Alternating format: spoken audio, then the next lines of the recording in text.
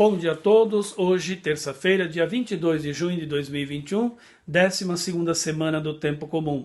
O Evangelho é São Mateus, no capítulo 7, versículo 6, mais os versículos de 12 a 14.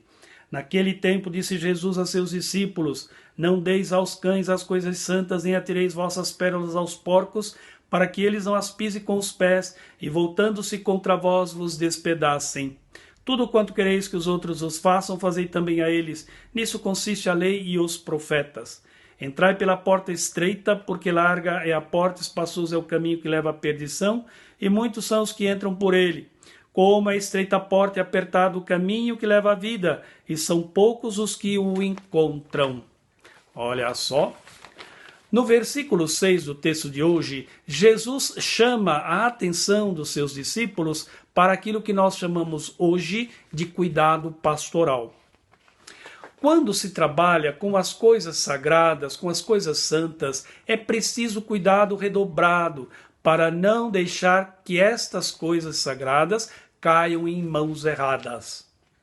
Isso é o que significa não dar aos cães as coisas sagradas e nem jogar pérolas aos porcos. O que Jesus queria dizer com essas afirmações?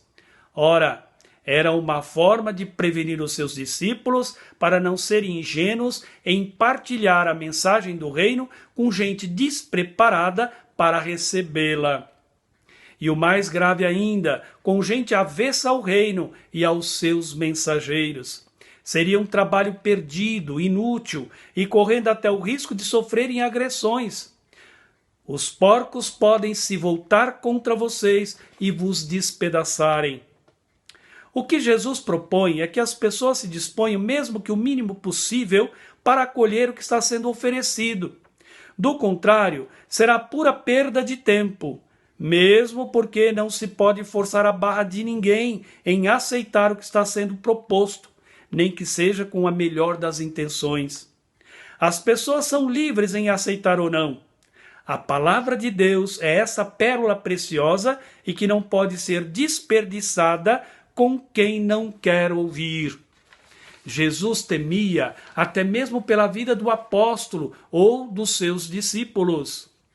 Os porcos podem se voltar contra, então não vale a pena correr o risco. E depois, as coisas santas e as pérolas teriam destinatários melhores e dispostos a acolher. É só bater a poeira dos pés e seguir em frente, disse Jesus numa outra ocasião.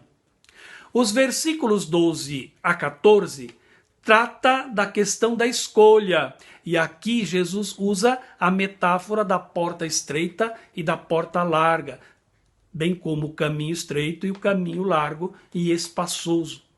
Cada um ou cada pessoa é livre em aceitar ou não, fazer sua opção ou não pelo reino de Deus. A porta larga ou a porta estreita são estas as opções a serem feitas, não tem outras. Não é qualquer forma de viver que pode conduzir o ser humano à salvação. Isso nós também sabemos. Há quem prefira o caminho largo, a porta espaçosa e larga também. São aqueles que preferem os caminhos mais curtos, mais fáceis, os atalhos, aquilo que é mais cômodo, menos exigente. São escolhas enganosas, cuja falsidade só será percebida no final do percurso. Os escribas e fariseus optaram pela observância cega e meticulosa da lei, achando que só por este caminho chegariam à salvação. Jesus criticou todos eles, porque por esse caminho eram levados à hipocrisia e ao exibicionismo, o querer elogios e reconhecimento. E o pior, usavam a lei em benefício próprio. Jesus orienta seus discípulos a escolher o caminho estreito e a porta estreita. Orienta, portanto, a optarem pela justiça do reino. E mostra como exemplo o Sermão da Montanha. Aqui se dispensa toda forma de facilidades, de mordomias. É um caminho mais de perseguições, de incompreensões, É um caminho de luta constante contra as injustiças e a maldade humana.